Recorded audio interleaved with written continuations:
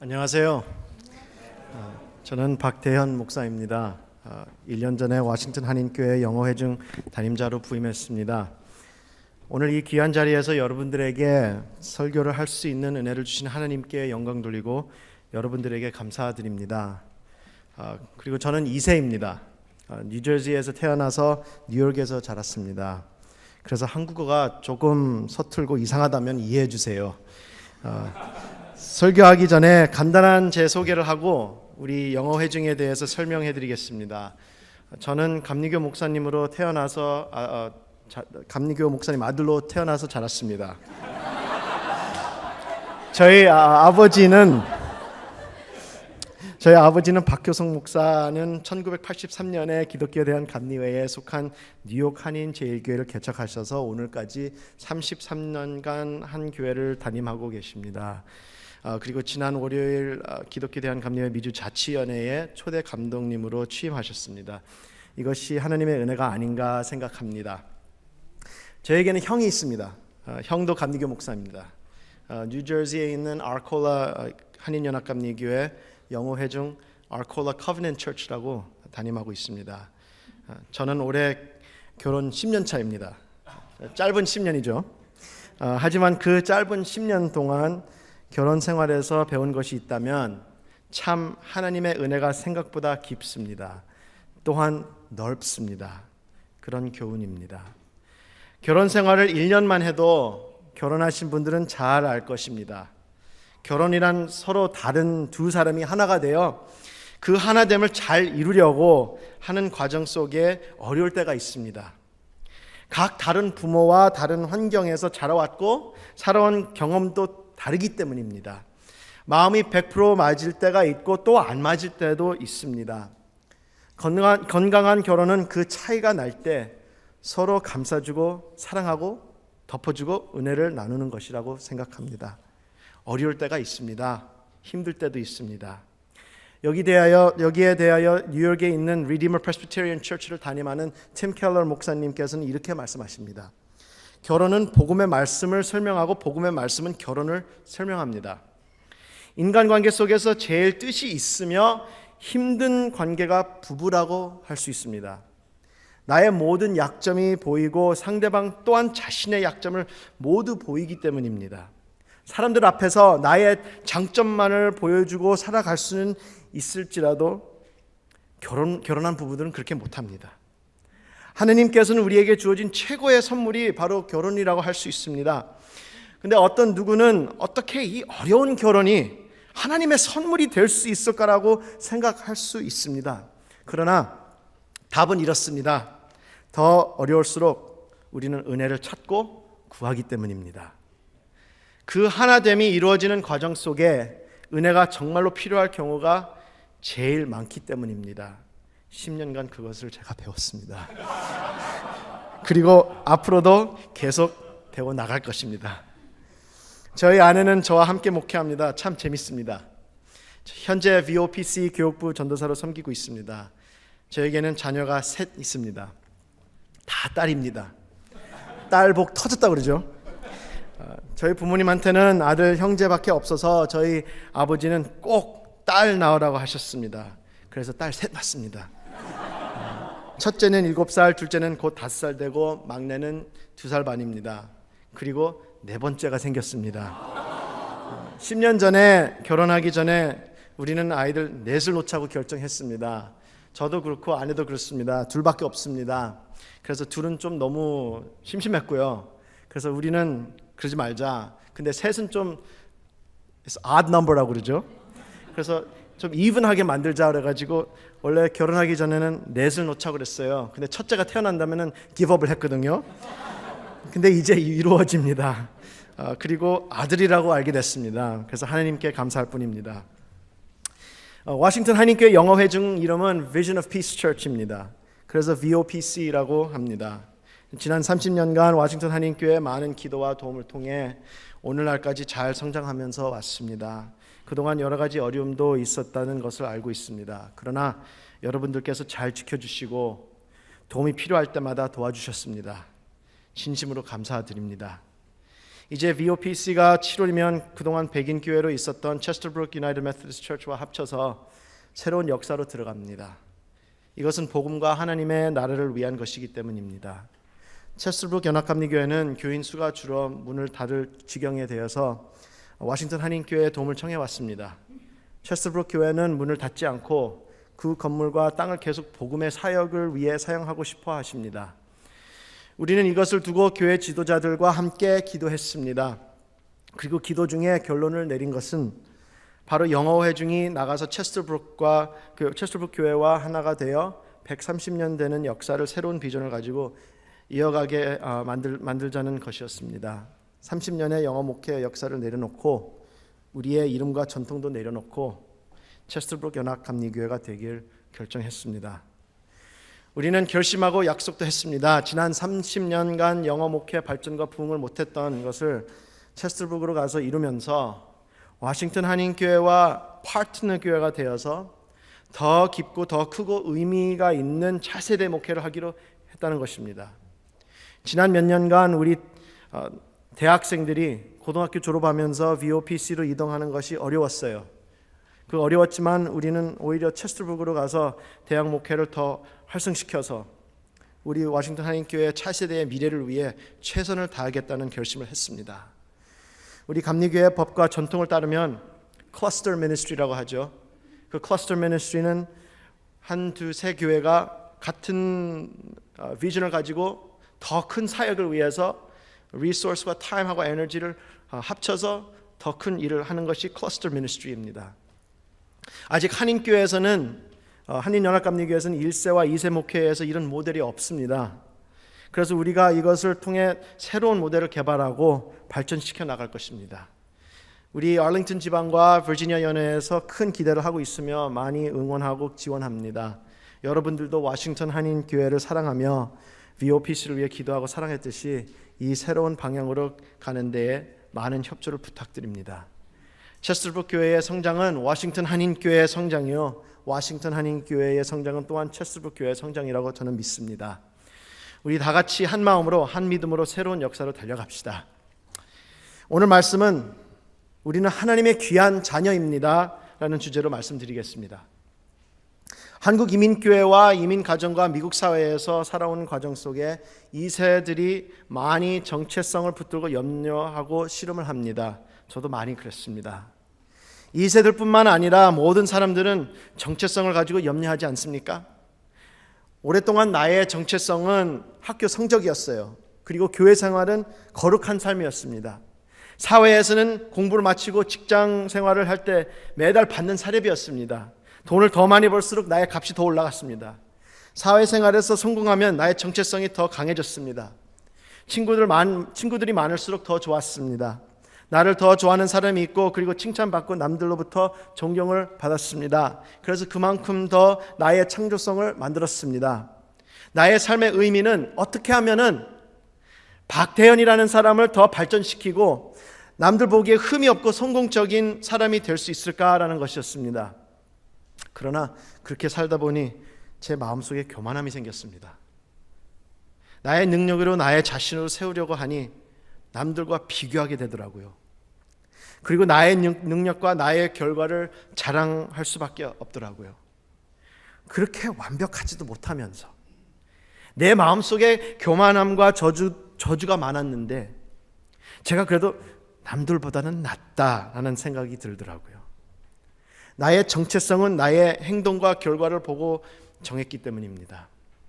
나의 능력과 노력을 통해 성공했다는 사람은 참으로 어리석다고 할 수 있습니다. 팀 켈러 목사님은 쓴 책이 많지만 그 중에 Counterfeit Gods라는 책을 썼습니다. 제가 읽은 책 중에 아주 좋은 책 중입니다. 그 책에서 팀 켈러 목사님께서 이렇게 말씀하십니다. 인간은 인생의 길을 인도할 수 있는 권리가 아주 적습니다. 우리의 성공은 95%가 내 자신 밖에 있어지는 것이고 5%만 나의 능력이기 때문이라고 할 수 있습니다. 그러나 많은 사람들은 이 확실한 현실 속을 바라보지 못하고 내가 나의 삶의 주인이라고 믿고 환각 속에서 살고 있습니다. 우리가 현실을 바라보고 살 때에 내 자신을 제대로 볼 수 있습니다. 나는 이 세상에서 아주 작은 피조물입니다. 그러나 하늘에 계신 하나님께서 나를 부르시고 나를 구원해 주시고 나를 인도하셨기 때문에 내가 큰 일을 할 수 있다는 것이 현실입니다. 이것이 진리입니다. 누가 나의 부모이고 내가 어떤 나라와 환경 속에서 자랐는 것은 나의 선택사항이 아닙니다. 그래서 혼자서 성공한다고 생각하면 정말 어리석다고 말할 수 있습니다. 저에게는 사랑하는 아내가 있습니다. 저를 위하여 헌신적으로 뒷바라지 해줍니다. 희생을 많이 합니다. 그에게도 그가 가지고 있는 목적과 꿈과 소원들이 있습니다. 그러나 남편을 세워야 된다고 믿고 있어서 항상 저의 일을 우선으로 생각하고 언제나 희생합니다. 저에게 자녀들이 있습니다. 부모의 마음은 그렇지 않습니까? 자녀들이 할 수 있는 만큼 배울 것을 배우고 경험할 수 있는 것을 다 경험하는 것이 아닙니까? 이쁘게 훌륭하게 은혜롭게 자라는 것이 아닙니까? 최근에 저희 큰딸이 저에게 물었습니다. 아빠, 왜 우리는 다른 애들처럼 주말에 놀러 다니고 방학 때 여행도 많이 가고 그러지 않아요? 참 마음이 아팠습니다. 저도 목사 아들로 자라오면서 똑같은 생각을 했는데 이제 나의 자녀들이 또 똑같은 경험을 하는구나, 그렇게 생각을 했습니다. 목회자들은 주말이 제일 바쁘죠. 그런데 목회자 자녀들이 그때는 시간이 제일 많죠. 그런데 목회자 자녀들은 주말에 가족과 보내는 시간이 많지 않습니다. 그런 희생도 있다고 합니다. 저에게도 부모님이 계십니다. 언제나 저와 저희 가정을 위하여 끊임없이 기도를 하십니다.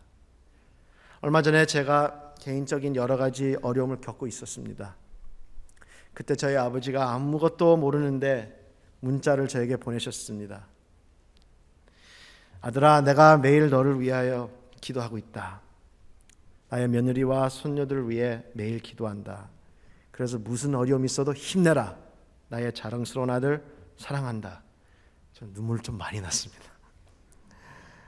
기도하는 사람은 자신도 모르게 어느 누구에게 위로와 힘이 필요하다는 것을 압니다. 저희 부모님은 저희 눈에 정말 존경스럽게 사신 분들입니다. 그것도 나의 선택이 아니고 이제 보니 두 분이 저에게 아주 큰 힘이 되십니다. 그것만 생각해봐도 지금 제가 저희 인생에 여기까지 온 과정과 결과는 정말 나의 능력으로 된 것이 없습니다. 공부하고 목회의 길을 걷기 시작한 것도 나의 선택이라고 할 수 있지만 진짜 5%까지도 나의 능력 때문이라고 할 수 없습니다. 오직 95%는 물론이고 나머지 5%까지도 하나님의 은혜였다고 말할 수밖에 없습니다. 그것이 나의 환경에서 내가 비록 하고 있는 것이라 해도 말입니다. 미국 사회와 문화에는 언제나 self-made man or self-made woman이라는 영향이 있습니다.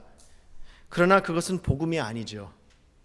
여러분들도 참 열심히 살아가고 있는 것을 압니다. 그 열심은 여러분들의 환경이 허락해 주시기 때문입니다. 건강해서 열심히 살 수 있습니다. 공부를 할 수 있는 기회와 도움이 있어서 공부를 했고 취직을 할 수 있었고 돈을 벌 수 있었습니다. 누군가 어디서 항상 기회를 주시던 아니면 도와주시기 때문입니다.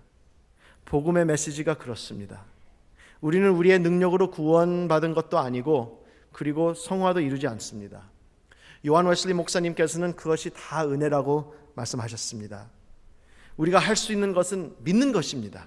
그리고 은혜 체험하기 위해 나의 자신을 내려놓는 것입니다. 성경을 읽으면서 많이 읽었다고 점수를 계산하는 것이 아니라 성경 읽는 과정에서 나의 마음과 생각을 열어서 하나님 아버지의 은혜 경험하는 것이 우리의 행동입니다. 나머지는 다 하나님께서 하시는 일입니다. 기도도 같습니다.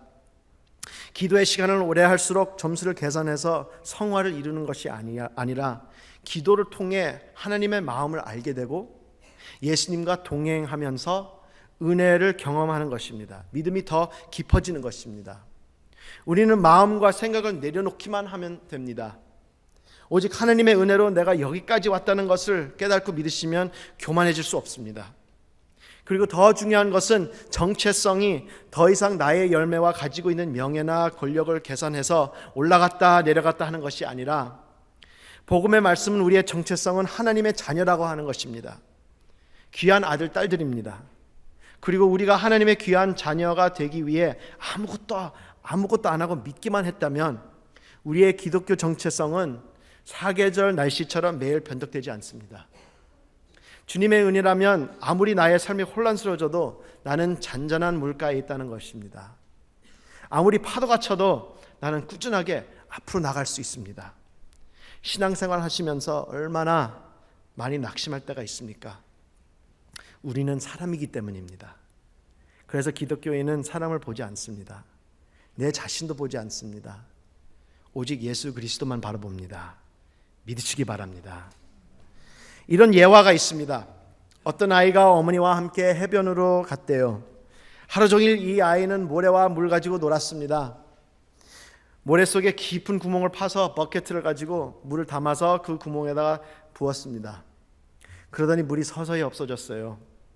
물이 모래 속으로 들어갔죠. 그래서 다시 물가로 달려가서 물을 더 가지고 왔습니다. 하루 종일 반복하며 왔다 갔다 했습니다. 해가 지기 시작했습니다. 어머니가 아들아 이제 집으로 가자. 아들이 집으로 갈 준비하고 떠나기 전에 바다를 쳐다보면서 눈물이 나오기 시작했습니다. 엄마가 슬퍼하는 아들의 모습을 보고 물어봤습니다. 아들아 왜 그러니? 엄마 내가 물을 너무 많이 써서 혹시 바닷물이 없어질 수 있나? 그렇다면 내가 잘못했는데. 그 말을 듣고 어머니는 웃었습니다. 아들아 바닷물은 없어지지 못한다. 걱정하지 마라. 하나님의 은혜가 그렇습니다. 하나님의 은혜는 바다의 파도처럼 끝없이 계속 옵니다. 영어로는 grace upon grace라고 합니다. 이것이 은혜고 이것이 바로 우리의 기독교인 정체성을 붙들어줍니다. 안전시킵니다. 저는 고등학교 때부터 목회하겠다고 결심했습니다. 하나님의 부름을 받았다고 믿었습니다. 신학교 갔습니다. 전도사가 됐습니다. 나중에는 목사가 됐습니다. 그 과정에 주의 종이라는 말을 많이 들었어요. 언제나 사람들은 목사님들을 바라보면서 목사님은 주님의 종, 주의 종, 제사장. 그러다 보니 저도 제 자신한테도 그렇게 말합니다. 나는 주의 종. 그런 명칭을 하다 보니 그런 정체가 됐습니다. 근데 살다가 다른 정체를 알게 됐습니다. 오늘 본문 말씀을 보면 우리는 종이 아닙니다. 그리스도 안에서 하나님의 자녀입니다. 우리가 하나님의 자녀라고 생각할 때 얼마나 마음속에 큰 자유가 생기며 은혜 받게 되는지 모릅니다. 저는 더 이상 주의 종이라는 정체성을 가지고 살지 않습니다. 이제는 하나님의 귀한 아들이라고 생각하고 믿습니다. 이것이 복음이라고 믿습니다. 예수님께서 정말로 중요한 진리를 우리에게 보여주려고 오셨습니다. 그것은 세상 역사에서 처음으로 사람들이 하나님을 아빠라고 부를 수 있는 것이었습니다. 멀리서 존경하고 하는 무섭고 두렵고 어려워하는 아버지 존재가 아니라 아주 가깝고 나를 엄청나게 사랑해 주시는 아버지입니다. 오늘 이 진리를 생각하시길 부탁합니다. 종은 열심히 일해도 얻는 것이 없습니다. 주인은 열심히 일하면서 기쁨을 가질 수 있습니다. 기독교인들은 다른 종교를 따르는 사람들과 그런 차이입니다. 누가복음 15장에 보면 어떤 부자에게 아들 둘이 있었습니다. 둘째는 재산을 받아 멀리 나가서 다 낭비하고 돌아왔습니다. 첫째는 떠나지 않고 종처럼 열심히 일했습니다. 끝에 가서 보면 두 아들들이 아버지의 마음을 몰랐습니다. 특히 아버지가 나와서 큰 아들 보고 동생이 다시 온 것을 즐거워하고 파티를 하자고 빌기도 했습니다. 그때 큰 아들이 이렇게 말하죠. 나는 아버지를 위해 오랜 세월을 종처럼 일했다. 아버지는 이렇게 대답했습니다. 아들아, 내가 가지고 있는 것은 다 내 것이 아니냐? 예수님도 탕자의 비유로 우리에게 보여주는 것이 있습니다. 우리는 종처럼 살면 하나님을 아버지로 모시지 못하고 언제나 불만과 불평을 합니다. 다시 한번 말씀합니다. 그렇다면 정체성은 안전하지 않고 믿는 자로서 아직 하나님의 사랑을 얻어야 된다는 생각 갖게 됩니다. 결과는 신앙생활이 불행한 생활이 됩니다. 평화가 없고 기쁨도 없습니다. 이것은 복음이 아닙니다. 만약에 큰아들이 아버지의 마음을 알았다면 어떻게 했을까요? 그것은 남의 집과 나의 집 차이입니다. 남의 집에서는 편안하기가 어렵습니다. 그러나 나의 집에서는 편안할 수 있습니다. 큰아들은 아들이었으면서도 종처럼 살았다는 것입니다. 아버지 집에 있으면서도 나의 집이라는 것을 알지 못했던 것입니다. 남의 차를 운전하는 것과 나의 차를 운전하는 차이입니다. 둘 다 운전할 때 안전하게 운전하시죠? 그러나 나의 차는 기쁨으로 즐기고 아끼면서 운전합니다. 기쁨이 있으면 나의 행동 뒤에 진심과 성실함이 있습니다. 그래서 우리의 정체성이 아주 중요합니다. 시애틀에 있는 퀘스트 처치를 담임하고 있는 유진 초 목사님이 있습니다. 최근에 페이스북에다 이렇게 썼습니다. 내가 내 자신을 중요하게 만들려고 유혹받을 때 내가 하나님의 은혜 외에 아무것도 아니다는 것을 다시 생각나게 하면은 그 은혜가 나의 중요성이 됩니다. 하나님의 은혜 때문에 내가 하나님으로부터 사랑받은 자입니다. 혹시 자녀로서 종처럼 살고 있습니까? 혹시 하나님의 귀한 자녀라는 것을 잊으셨습니까? 혹시 하나님께서 당신을 바라볼 때 귀한 아들, 귀한 딸이라고 생각한다는 것을 아십니까? 혹시 정체성이 복음 중심이 아니라 사람 능력 혹은 종교적인 정체성을 가지고 있으십니까? 오늘 말씀을 생각하면서 십자가를 바라봅시다. 예수 그리스도께서 하나님과의 아주 놀라운 관계를 만드셨다는 것을 생각해 보세요. 당신을 자녀로 만들었습니다. 멀리 떨어져 있는 어려운 관계가 아닙니다. 아주 가깝고 사랑이 뜨겁게 넘치는 아빠와 자녀의 관계입니다. 어느 날 제 큰딸이 늘 Daddy라고 부르다가 갑자기 Father라고 불렀어요. 전 놀랐습니다. 제가 그랬어요. 너는 절대로 Daddy 외에는 부르지 말아라. 그래서 제 큰딸이 그랬어요. Why? 그래서 제가 이렇게 얘기했습니다. 그것이 Daddy라고 하면은 그것이 너와 나의 가까운 관계를 표현한다. 사랑하는 성도 여러분, 우리는 하나님의 귀한 아들, 딸들입니다. 하나님은 우리의 아빠, 아버지입니다. 그것을 생각하고 믿을 때에 신앙생활, 믿음생활 모든 일에 기쁨과 성실함이 저절로 넘치길 축원합니다. 잠시 이 말씀 들은 말씀을 가지고 묵상을 하겠습니다.